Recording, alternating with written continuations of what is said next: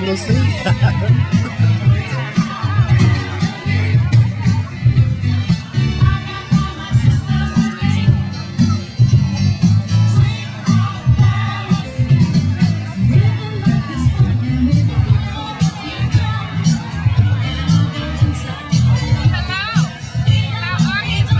We are still handing out raffle tickets, but we have lots of raffles.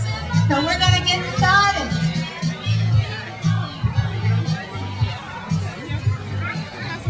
It's our first two numbers. The last three numbers are...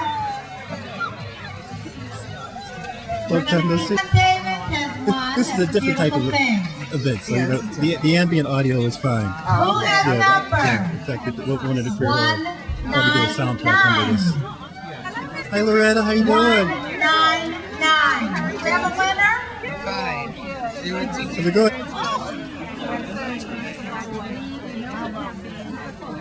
So how you been doing? Pretty good.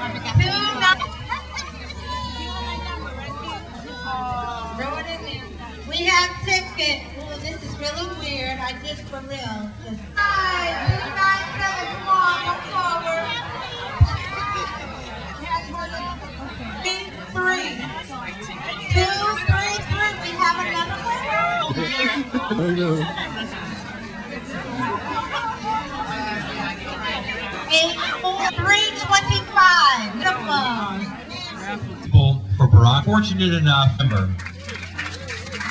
like so many other people of all ages, but especially young people, she has been energized by the campaign of Barack Obama. And she is so involved now. She's part of the Young Democrats, working very hard.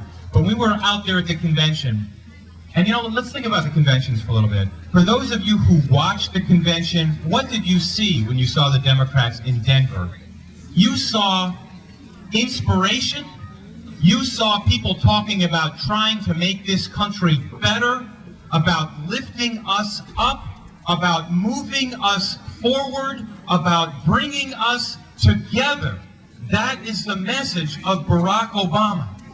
And at the end of that convention, Thursday, I have to say, at Invesco Field, after he had finished his speech, and the fireworks went off, and the confetti was shooting all through the stadium, most people in that stadium were overcome because of the power of that convention and the power of the message of Barack Obama. And my daughter, who has just turned 18, turned to me and said, "Dad, this has been the most inspiring day of my life."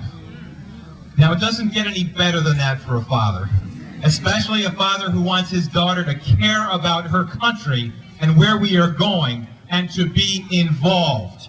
And that is what all of you are doing. You are involved. You are passing this message on to your children and to your relatives and to your friends and neighbors. It is so important. I've seen a lot of presidential elections. I've worked very hard for a lot of Democratic candidates for president. And they always say it's a very important election, but I have to tell you, I have never felt the urgency and the importance for our country that I have about this election. This election is the most important election I can ever remember. And let me give you an example. You know what happened last week on Wall Street? A lot of crazy things are going on in our financial markets. And John McCain has been talking about deregulating Wall Street for a long, long time, and I don't know if there are any children here, but deregulation, it's hard to explain. It's kind of like leaving a cookie jar in a room with children and telling them not to eat the cookies and then leaving the room. That's what, and you know what happens? They eat the cookies, and that's what happened on Wall Street. And the Republicans like McCain like to privatize the profits, and they like to socialize the losses and make all the rest of us pay for that $700 billion. But will they do that for renewable energy? Will they make that commitment for health care, for education, for transportation? No, they will not. That's why this is one of the most important elections, because Barack Obama knows where to take this country. When he made his choice of Joe Biden, he picked somebody who would be ready to be president. And that's what we need, leadership in this country. So please keep doing what you're doing. This is an opportunity for us here in Connecticut to elect not only Barack Obama, but great candidates for Congress all across this state, including all the Democrats who hold office now, and Jim Hines in Fairfield County, who can beat Chris Shays, and also to elect more Democratic state legislators and state senators. Very important for us to lead in the future. Thank you so much for all you are doing for our state and for our country. Thank you. Thank you, Senator Williams. Thank you. We do have another speaker, but I think you wanted to do a couple of raffles before. We all love gifts. I know I do. All right, if there are any other dignitaries in, you all are special, you know that. If there's any other people that are at the helm of any organization, would you please let us recognize you? I know that Helen Giles is here. She's come all the way from Stamford, Norwalk, and she is the president of the Alpha Kappa Alpha chapter in Stamford, Norwalk. So please make sure that we recognize you, because we know that leadership, it is hard to be a leader. And when you take on organizational leadership and you're talking about trying to motivate people to do work for the community and for a positive cause, it is truly a gift, and we don't take that for granted. I belong to a volunteer organization in which I pay to be a member of. So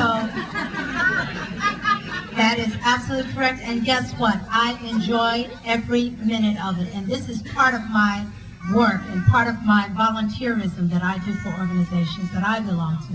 So let's give you guys some more gifts, because we love you and we're glad that you're here. We had a fantasy that people were going to kind of come and go at this event. But we're just glad you're staying and just kind of rotate the chairs or just find some lovely brads or whatever. We do appreciate you being here. Who? Millis, help me. Mildred Miley, founder of Makila, which is a scholarship organization. Thank you for coming.